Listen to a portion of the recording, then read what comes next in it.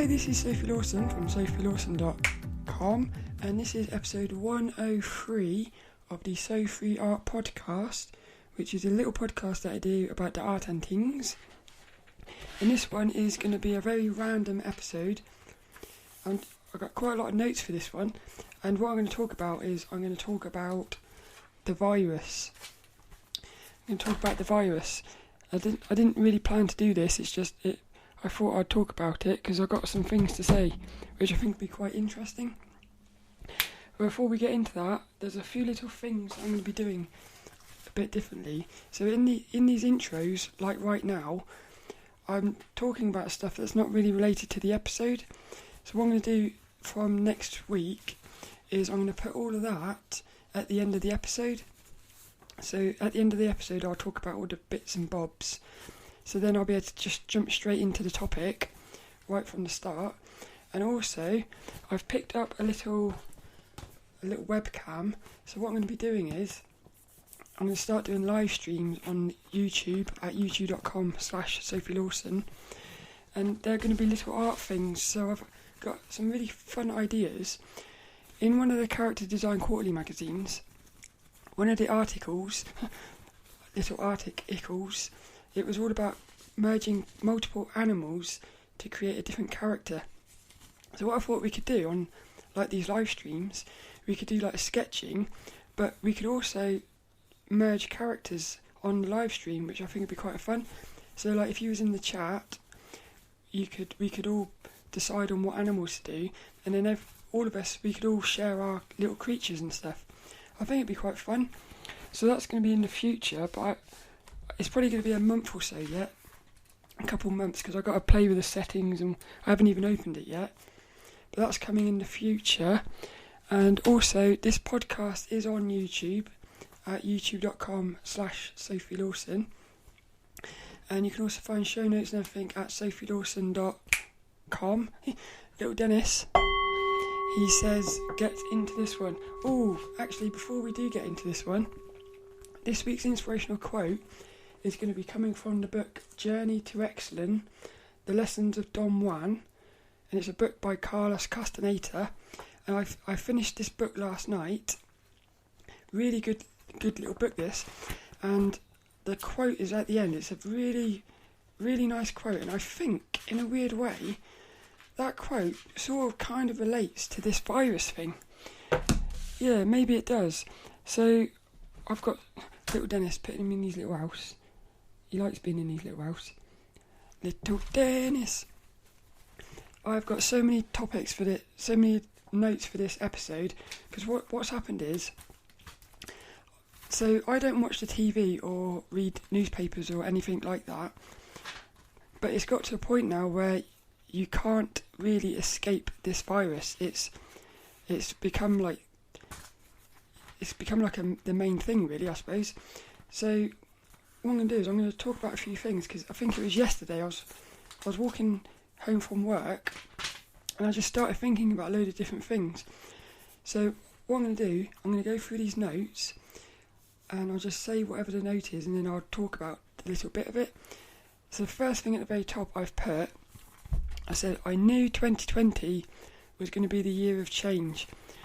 So before this year started, I had a feeling this was going to be a really powerful year, like a really powerful year for the whole world to change. And I actually thought it was going to be to do with aliens. I thought what was going to happen was aliens were going to like come to the Earth, and it was going to bring everybody together, because if the aliens come, we would then realise we're all one. But it's doing the same thing. This like virus is doing the same thing. It's doing it in a bit of a different way. So with the aliens, if aliens suddenly come down to Earth, everyone would have to come together, because at that point it would be Earthlings and aliens. It wouldn't be Spanish, British, American. It wouldn't be like that. We would all become one. So with this virus, what I'm noticing is I think it's going to end up, it's one of these things where it's a bit like last week's episode where I was talking about distractions. It's like in the moment it's it's really annoying to be in the middle of like a transition, because it gets really uncomfortable and stuff. So this virus is going to be like that, I think. There's going to be a period of really uncomfortableness, but at the end, I think there's going to be I think it's going to be really good. I think everybody is going to end up coming together, because we're all going to realise that we're all one. Because what's happened is, with this virus, it just shows you how we're all connected. You can have something happen on the other side of the earth, and in the end, it influences everybody. I think there's a note down here about thoughts, because I thought to myself, this is just like thoughts. Like, that virus is going to spread. It's already spread, so it's spread around the whole world, and it would have started at one place. So that shows that everything is connected, because one person interacts with somebody else, that person interacts with other people, those people interact, so before you know it, it's gone everywhere. Thoughts are exactly the same. I've noticed that if let's say you got a negative thought in your head, I had like a little visual in my head, and I thought, imagine you're driving down the street, somebody cuts up in front of you, and you aggressively take out your rage on them. You've then put negative into them, so you're now negative. The person that you're taking out the thing on is going to be negative, so maybe well, another way to look at it would be, imagine you're the one that cuts out in front of somebody. That person then is now in a negative place because you've cut out in them. So then they get to work in a negative place, and then they take it out on somebody at work. That person at work goes home and is upset because they've had somebody be negative to them. So when they go home, they take it out on their family. I'm just going to do something. Fire off because it was getting a bit hot. It's getting hot in here. So, and then let's say like the mum, she got abuse from this bloke who got cut up on the street because he was in a mood. He was negative. She goes home and starts taking it out on her child because she's in a negative place. That child goes to school and he starts bullying someone because he's in a negative place. So, I can look at that and I can see that a negative thought, one little negative thought, which made the man drive out and cut somebody up, because what happens is or not negative thoughts, they become actions, and that's when it starts interacting with other people. So if the thought stays in your head, it's only you. The minute that thought becomes an action, it's now interacting with other people. So I thought to myself, like a negative thought would be like a wave, and it would flow through everyone. And I feel like what would happen is, and this is why it's quite amazing, and this kind of like, in a way, it visually explains karma. That bloke, he cuts out in front of somebody because he's got a negative thought which made him do it. What would happen is, a wave of negativity now goes out, all these people interact with each other in a little negative way, just a little bit. But what will happen is, it will go around the world, and then what will happen is, the original bloke who cut in front of somebody, it will end up with somebody doing something negative to him. So it always comes back to you. That's the thing. But equally, positive, do a little positive thing, like smile at somebody. Like this week, I was walking, where was I? I think I was walking through the park, and there was a lady with a dog, and I was looking at the dog thinking, that's a nice dog. And I looked at her and she smiled, and it made me smile. And it's so like, and then maybe you're smiling, so you're walking through the park, and then you smile at somebody else, and then that person smiles at somebody else. What will happen is, that smile will go around the world, and it'll end up with, maybe like 5 months later, you're not in the best of places, but that little smile that you gave out to somebody, somebody will walk past you and smile at you. And that little smile will be really powerful in that moment when you're in a bit of a negative place. So what I'm saying is, just like spread positive, really. Yeah, it's great. It is simple. It's simple but hard, because sometimes, like I've noticed, the negative thoughts, you almost create negative actions without realising what's happening. This is why it comes back to awareness again. Because if you've got the awareness of what's going on, when the negative thought is there, you can do your absolute best to not turn that negative thought into an action.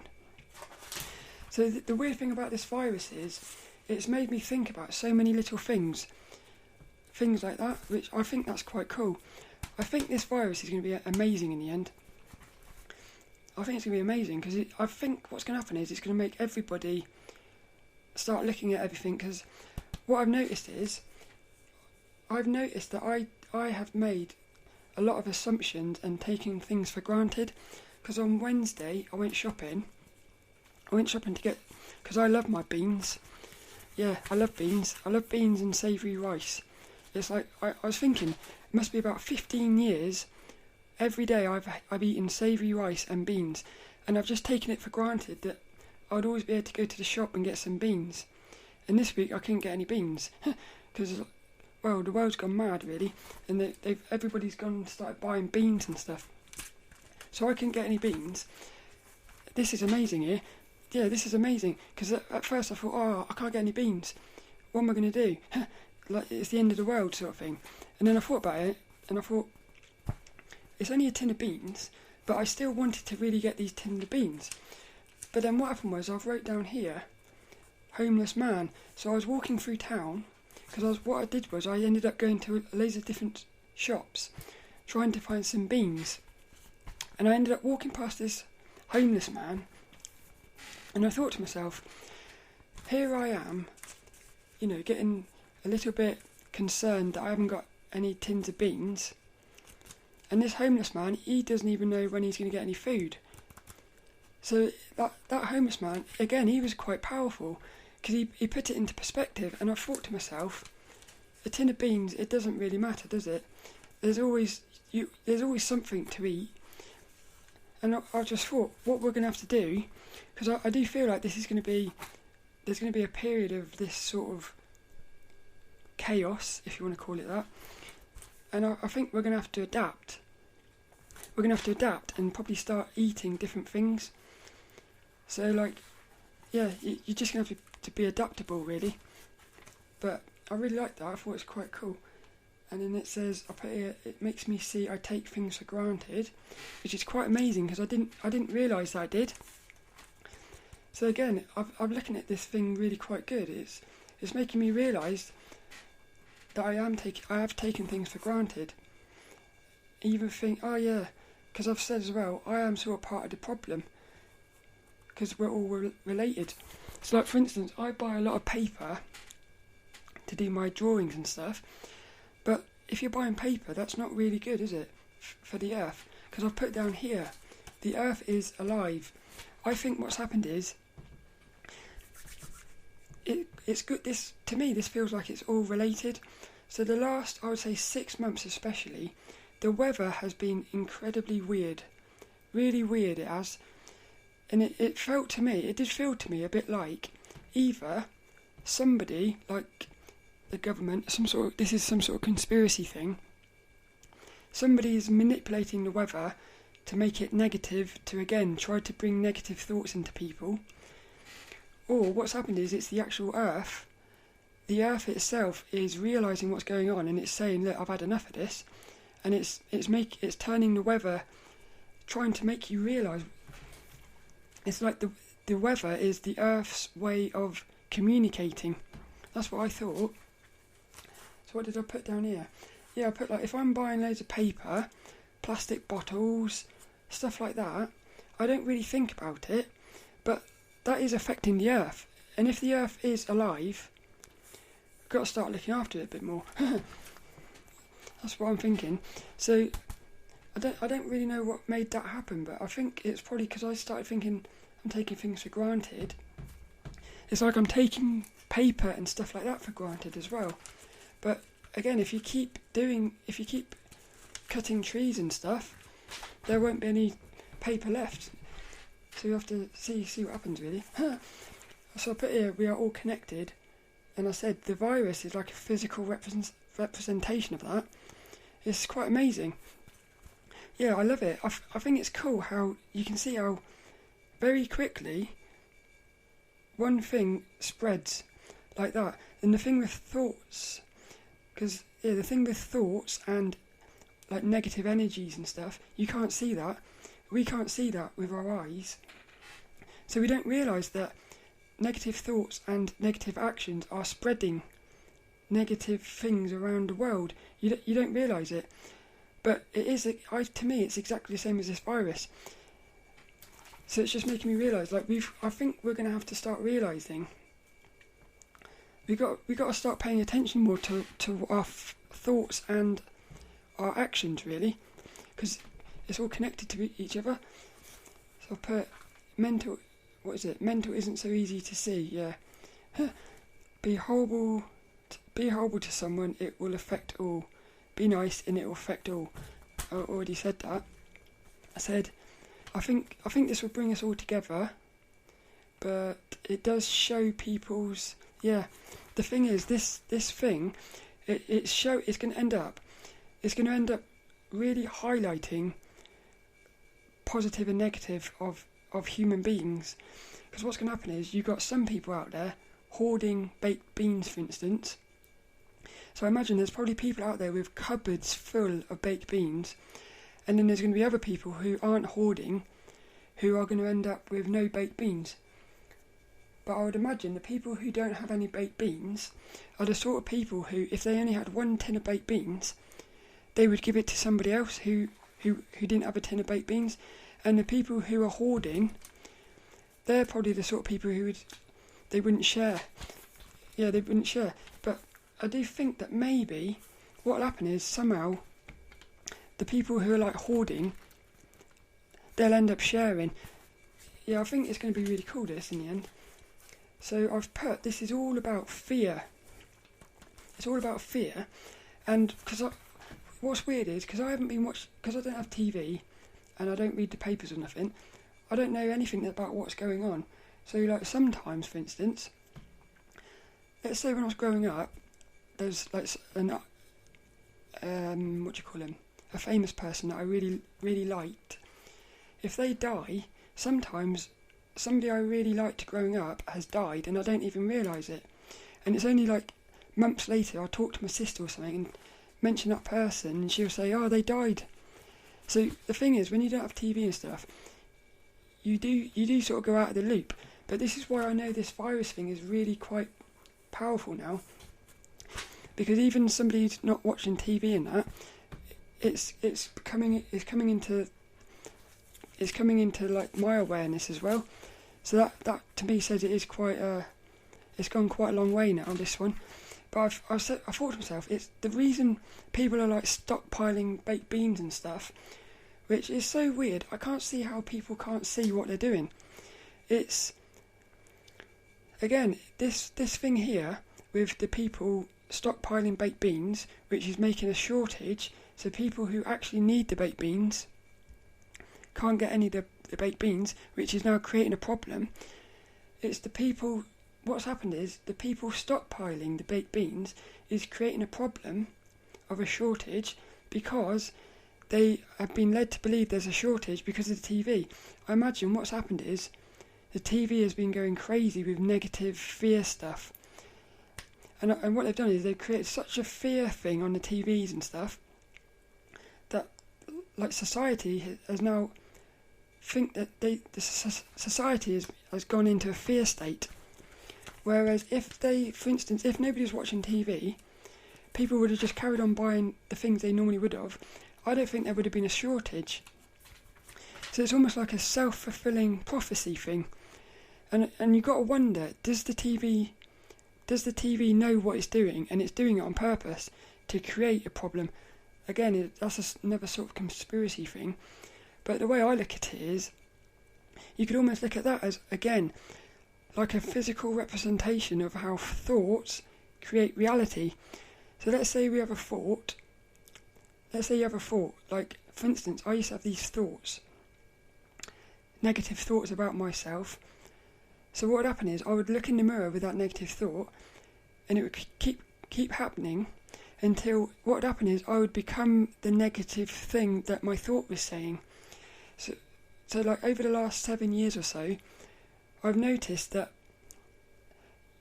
you can control your actions. You can't sometimes control the thought, you can control your actions. So what I'm thinking is that the thought, if you haven't got the awareness, the thought will just create the action, which then creates reality. So thoughts do create reality. And again, if you've got the awareness, you can start putting positive thoughts, which will create positive actions, which is a good thing. So you can actually you can do what the TV is doing, but in reverse. TV might be, and I think it is, it's manipulating society in a negative way. But what you can do with your positive thoughts is you can manipulate yourself in a positive way. And again, because everybody is connected to each other, if you manipulate yourself in a positive way, that's going to end up manipulating society in a positive way, because everybody's linked. So it goes back to that thing, what they say, to get change, all you got to do is change yourself. Change yourself, you change the world. So I was just thinking, like that TV thing, this shortage of baked beans and stuff, as an example, it's a perfect demonstration of how thoughts create reality.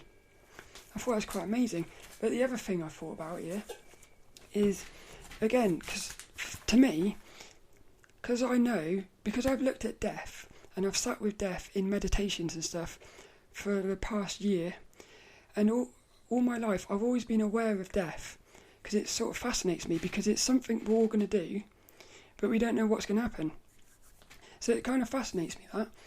But the last year especially, I've really sat with death and thought about it, because I've started realising, mainly because of lucid dreaming and out-of-body experiences, that we're not our physical bodies. So what that means is when we die, when I die, all it's going to happen is Sophie's going to die, but whatever I really am is going to carry on. So what I've been thinking is, again, because society thinks we are our bodies, we think if we die, for instance, you think if Sophie dies, that means I die. We don't realise that we're not the physical body. So what's happened is, the TV is saying there's going to be a shortage, you won't have food, you're going to die. If you get the virus, you're going to die. You're going to die. So everyone is scared, which means, but they're only scared because they're scared of death. They're scared of death because they don't realise that death is just like a transition. Death to me is just like going to sleep at night. You go to sleep, and once you're asleep, most of us, we don't realise that we are a physical body. At that point, we're dreaming. It's only when we wake up that we become like Sophie again. So what I'm saying is, I think people need to start thinking about death, because if people are thinking about death, firstly, I don't think they'd be going out stockpiling baked beans, because they wouldn't care. Well, it's not that you don't care. That quote by Muji is amazing. So Muji, I'll put a link in the show notes again.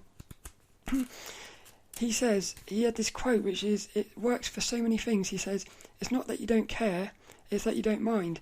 So it's not that you don't care that you're going to die, it's that you don't mind. You don't mind that you're going to die because you know you're not really going to die. So like, if we all start to realise that, there's not going to be fear, because it would be like, if I get the virus, so what, I die, but I don't really die. So you're not going to be afraid of it.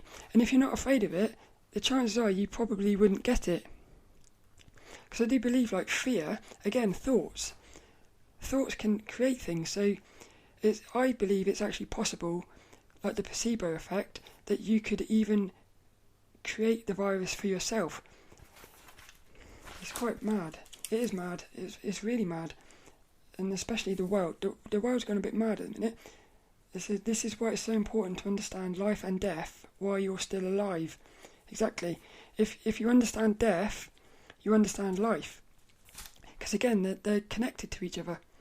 It's like, yeah, it's amazing. And I've put down here in a circle, I put destiny.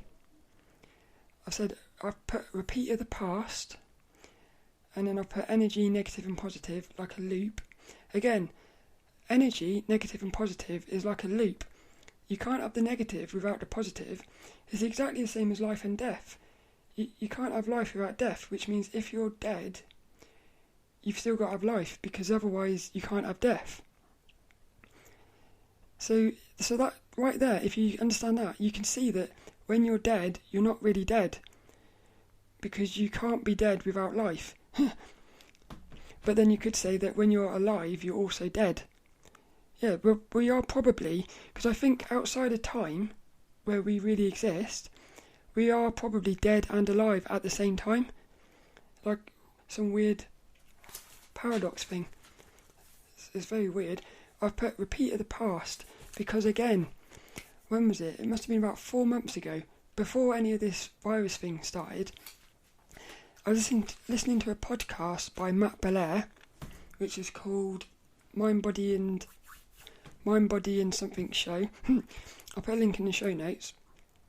But he had on there a load of like elders. He had Mayans, a Mayan elder, Indian elder. He had somebody like Don Juan, like one of these. Don Juan is like a Indian. I think he's an Indian. He's a sorcerer. Yeah, he's like a sorcerer. So this Matt Belair was interviewing like these elders, these little like tribes, people in these tribes. That's something else as well, because I thought to myself, let's say this virus does wipe everybody out. I feel like the only people who would be left would be these little tribes that are self-contained, looking after themselves off the land, because they understand that they are one with the earth. So I feel like what would happen is the earth, because it is alive, it would actually just take out everybody who isn't connected with the earth. So what would happen is the earth would end up with all these little tribes would end up being the last survivors, and then they would slowly realise that nobody else is left, so they would start spreading out, which is what I think repeat of the past. Is this what happened thousands of years ago? Like, I think it's 12,000 years ago, there was an ice age, which they think is because of some sort of comet or something that put the world into like frozen and then the flooding. So like in the Bible and stuff, the story of the flooding, it really does look like that is maybe real. It maybe is real. So there was a flood and stuff. Again, is that the earth or the universe realising that man went too far in one direction, which wasn't the right way or something? So what it did was it was like a reset. That flood was like a reset. And what happened was, all that was left was a small bunch of little tribes. Maybe they went underground into caves or something. And in the end, they ended up coming out and spreading off. So this is why all the religions, if you look at them, all the religions are the same but different. Because I think what happened is there's probably, let's say there was one little tribe left. Everybody else has been taken out. There's one little tribe left. What that little tribe does is they split off and they create, say, 10 little tribes. And then those 10 little tribes, they split off and create 10 more tribes. So in the end, you end up with the earth being repopulated. But what happened is, each of those 10 little tribes started out with the same story of like a god. But over time, each of the little tribes, they slightly changed it. So then that's how you end up with like Muslims, Christianity, stuff like that. Each one is telling the same story, which is the history of the earth. But what it's done is it slightly changed it. It slightly changed it because that's what happens when you're communicating with people, telling stories. Over time, the story slightly changes. People bring in their own little versions of things. So in the end, what would happen is you would end up with different gods, even though it's the same God. So I just wondered to myself, is this a repeat of the past? But why it goes into that podcast with Matt Belair, he was interviewing these like ancient people, these Mayans and stuff, and the Mayan, he was talking about 2012. and he said in 2012 that wasn't the end of the earth, like many had feared. They had misunderstood. What it was what it was it was effectively like, you could look at it as like the earth going to sleep. So like when you go to sleep at night, you transition into the dream realm. It's almost like 2012, the earth went into sleep, and then, so we are now inside of like this little period where the earth is dreaming in a weird way. And inside of that, what's going to happen is he was talking about how in 2012 it's the start of the transition, and then he was saying, I can't remember, it was like 20 or 50 years. Over the next 20 or 50 years, he said there's going to be lots of transition, and he was saying it's going to be really uncomfortable and all the rest of it. I'm going to have to link to it. If you listen to that podcast, listen to that bit what he's talking about. It really sounds exactly like what we're going through now. And again, it sounds to me like prophecies. If you look at the past, what's that thing called? There's this, what's it called? There's some tablet. I can't remember what it's called. There's some weird tablet, like ancient thing, and if you decode it, it like tells prophecies, and it's basically predicted what's happening right now. So I just wondered to myself, is what's happening, is it just part of the process of being a human, being inside of the loop? Because if you think about it, everything is, again, life and death. Humans, life are living and then dying. The earth has to live and die. The universe is doing it. Everything is in a loop, which I think is why everything is spinning. So it might just be that this is just the part of the process, really. But all I know is, I think in the end it's going to be really super. It's going to be really powerful, I think, in the end, because I think it's going to wake everybody up. I think it's going to be really good. It's probably going to be quite a tricky little period of transition. But I guess what they say is, what is it they say? If something was easy, everybody would be doing it. Something like that. Little Dennis, he's decided it is ending. It's the end of that episode. I hope you enjoyed it. You can find show notes and everything at sophielawson.com, and I'll put a link to that podcast because it's really interesting. Really interesting.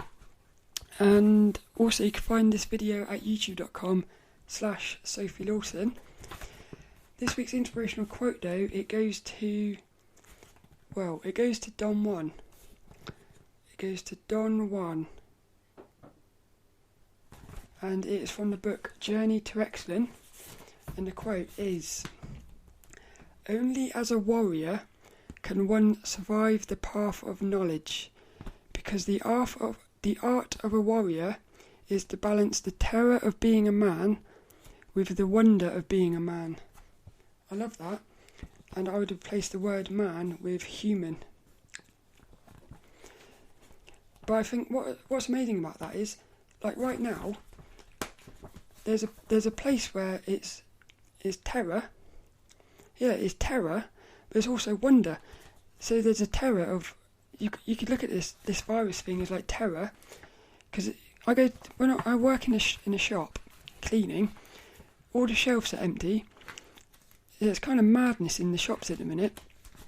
So you could look at that and go into a terror place, and it is, even if you're not in a terror place, it is a little bit concerning, because you can see that we're in the middle of something quite strange here. So there is a little bit of terror there. There's also wonder, because it's like, well, what's going to happen? There's potential here for something really amazing. But everything is like that. The whole of life is like that. Because, again, it goes back to death. We're going to die. There's terror. What is going to happen? There's wonder about dying, because it's like, what is going to happen? So, again, being a human, I think that's what being a human is all about. Being a human is all about balancing fear and love, negative and positive, is being a human is all about balancing opposites. A bit like male and female. Yeah. Like being transgender is about balancing male and female. I like that. It's quite cool. But so this week's inspirational quote: "Only as a warrior can one survive the path of knowledge, because the art of a warrior is to balance the terror of being a human with the wonder of being a human." Don Juan.